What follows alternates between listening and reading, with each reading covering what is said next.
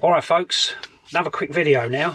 I've had a lot of people message me on either Instagram or Facebook Messenger asking me about my titanium pan, because they're saying that when they use certain pans that they own, the eggs are sticking to them and God knows what else, and they're saying that even when I use my titanium pan, they're impressed with the fact that nothing sticks to it. Okay, now there's no secret formula to this.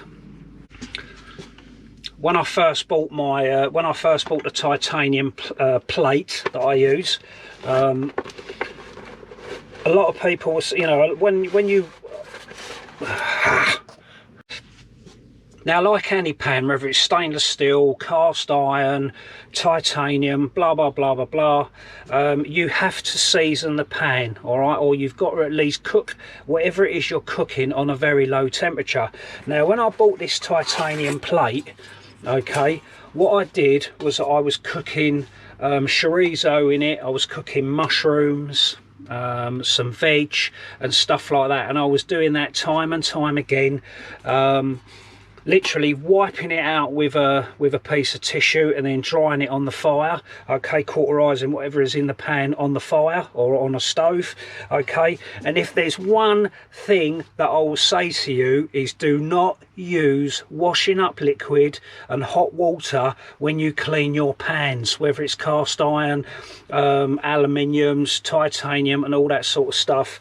Just use water, okay. Now, the reason why I say that is because when you start using washing up liquids and stuff like that, what it tends to do, it tends to take a layer of, it takes the kind of non-stickiness of the material off of the actual pan that you're using, okay. So it makes sense, okay, just to use hot water. It doesn't appear to have that same aggressiveness as it would do using washing up liquid, okay. So just use hot water, okay, or just cauterize it on the fire or the stoves or your heat of choice, okay. So I've literally just cleaned given my one of my Dutch ovens a clean out, the aluminium one. I've got the GSI one.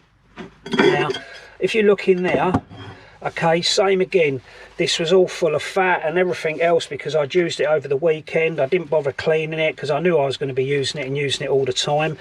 And now when I've got home and I've cleaned it out, I've literally just heated it up on the stove indoors, okay, to sort of melt some of the fat. I used a wooden spatula and I literally scraped out all the bits of food debris, took out all the oil that was in there, got rid of that. And then what I did was I then wiped it out with a piece of tissue, got as much as it out as possible, put hot water in there, allow that to soak for a little while, pour the hot water away, and then literally just used a piece of tissue and wiped it dry. Then what I'll do with that now is I'll then get a drop of oil, for example, out of my little cook kit that I've got here. I'll get the oil, I'll squirt a little bit of oil in there, and I'll now rub that into the you know, for example, now I'm using a Dutch oven, so I'll rub it into this, bearing in mind this one's aluminium. So I literally will rub that in now all the way up around the walls, and then I'll heat that up on my stove indoors and the cooker indoors, or I'll save it, I'll leave it like that, wipe out the excess, and then when I take it out again, I'll heat it up again before I actually use it. I'll put a little bit more oil and so on and so forth. With this one, what I've done, as you can see, I mean, it's obviously, you know, it's well used. My mate Mick will probably have a cardiac now because he's terrible when it comes to cleaning stuff, but that's clean, okay. Again, what I'll do with that is when I go to use it now, I'll squirt a bit of oil in there, and then, as you know from past videos, that the eggs, bacon, whatever it is I'm cooking in there comes out. And literally all you're doing, it's not even a bad thing to do with some of the stainless steel pans and such like, is to sort of, if you've got a nice fire going, squirt a load of oil in there so it covers the complete pan, and then stick it on the fire and allow it to sort of, you know, allow the heat from the fire, from your stove or whatever. The fire's probably better.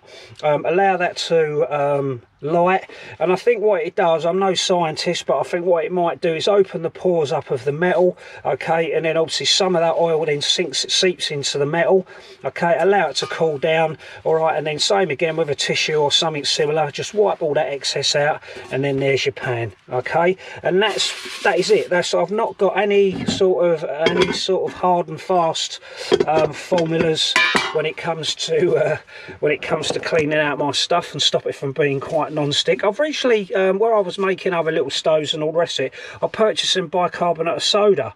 And apart, obviously, you can use it for cooking and stuff like that. I believe you can use that for cleaning as well. I might test it out just to see what it's like, but I've got a feeling it might be a little bit aggressive. It might work on a similar sort of scale as washing up liquid, but I don't know. But that'll be something that I will try out myself personally, or if someone has used bicarbonate of soda as a cleaning sort of material within their pans and all that sort of stuff, then hit me up and let me know. All right, so there it is, folks. Nothing, you know, there's nothing hard and fast about it, but what I will say is do not use hot like washing up liquid with hot water. All right, so again, thanks for your comments that you're going to leave. I'm literally just throwing these videos together. So again, okay, leave some comments down below in the comments section. Let me know how you clean your pots and pans, whether this is useful, because I know it has been useful for some people, and they were just gobsmacked the fact that it's, you know, oh, what, it's as simple as that, and that is it. That's the only sort of best bit of advice I can give you. So please like, subscribe to the channel, share your videos to your worst enemies or your best friends, and take care, and I'll see you on the next one.